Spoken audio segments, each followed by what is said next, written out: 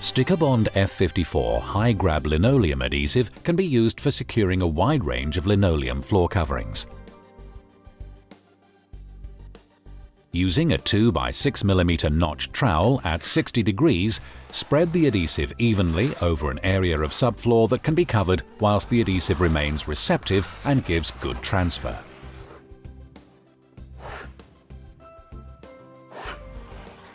Surplus adhesive may be removed from the surface of the flooring while it's still wet using a cloth dampened with water.